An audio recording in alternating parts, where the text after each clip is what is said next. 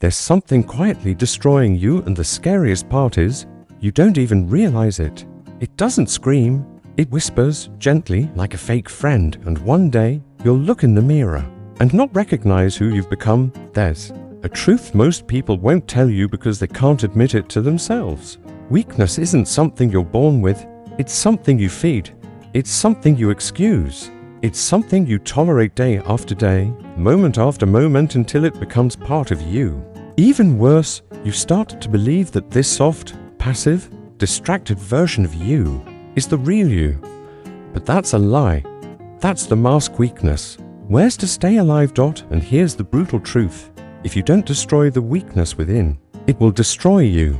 Not in one dramatic crash, but slowly, by stealing your discipline, clouding your clarity, draining your drive and numbing your soul.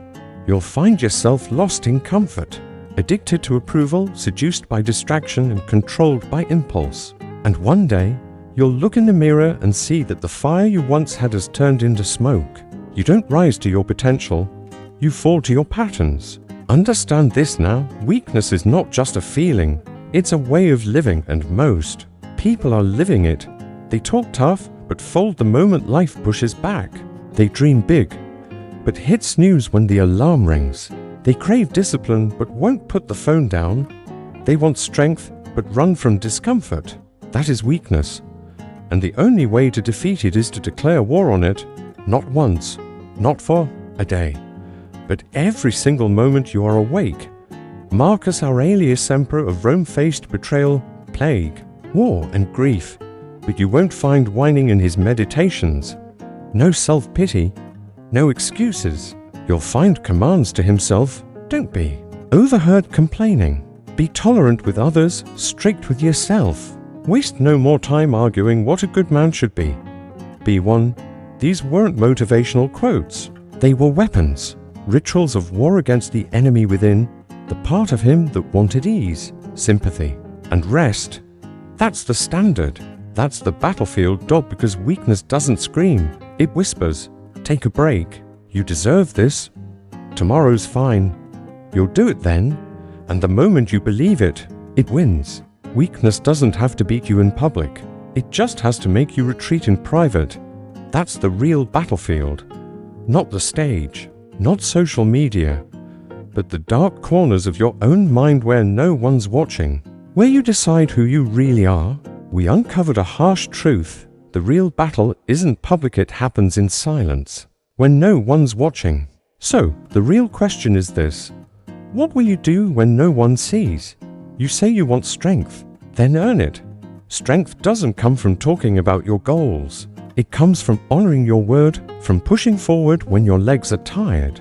When your mind is loud and no one's clapping for you, Epictetus, born a slave, crippled by abuse, still taught, a man's true control lies in his response, not in his circumstances. Strength to him wasn't physical, it was spiritual. It was the power to say, this pain, this fear, this insult, it will not define me. Can you say that? Can you sit in discomfort and not become it? Because if you can't, then weakness wins. It wins every time you skip the workout, every time you scroll instead of study, every time you chase comfort instead of facing the discomfort that helps you evolve. Weakness doesn't need you to fail in front of others. It only needs you to settle for average, to shrink, to stay comfortably numb. And the worst part, you'll think it's normal. Because most people live like this, but you're not most people, not if you're watching this, not if you've ever felt the pull of something greater inside you. Seneca once wrote, life is long if you know how to use it. But weakness doesn't care about life. It just wants you distracted, busy doing nothing, surrounded by others, yet disconnected from purpose. You can live like that for years, functioning on the outside, but dying within. You'll smile, you'll work, but the fire, gone. And then one day, life will call on you for a moment of courage, clarity, or strength, and you won't have it. Because you've been feeding the wrong wolf. You think discipline hurts. Wait until you taste the pain of regret. That quiet moment at night when you realize you gave up too soon. You traded potential for pleasure. You ran from the very pain that was trying to grow you. That moment haunts you. Because regret can't be outrun. You carry it. It poisons your choices. It seeps into your relationships. And worst of all, it whispers, it's too late to start. Again, that's the trap. And the only way out, brutal self-confrontation. You have to look in the mirror and ask, where am I soft? Where am I lying to myself? Where am I playing small but pretending to give my all? The weak avoid those questions. The strong, they answer them, honestly, painfully, consistently, because that's where real transformation begins, not in the gym, not in what you say. We uncovered how regret eats away at you when you feed weakness, but the path to change doesn't begin with inspiration. It begins with a single, brutal decision to stop lying to yourself. No quote will save you. What matters is this: you draw the line. You hold it even when no one is watching, especially when no one is watching. To destroy the weakness within, you must develop a relationship with discomfort almost savage in its intensity. You must learn to embrace what others avoid: early mornings, cold air, heavy lifts, hard conversations, long silence, rejection, boredom.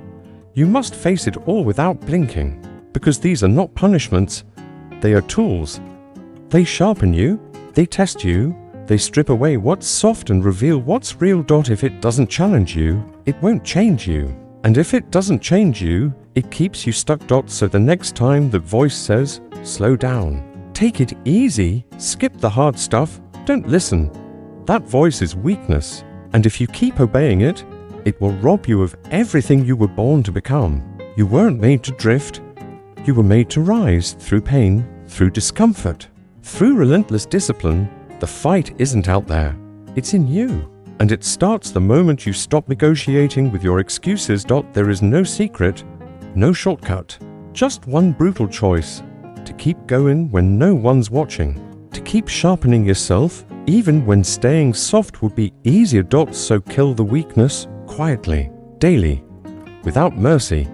Not for praise, not for recognition, but because you owe it to yourself to become unshakable. And you will, if you choose to rise.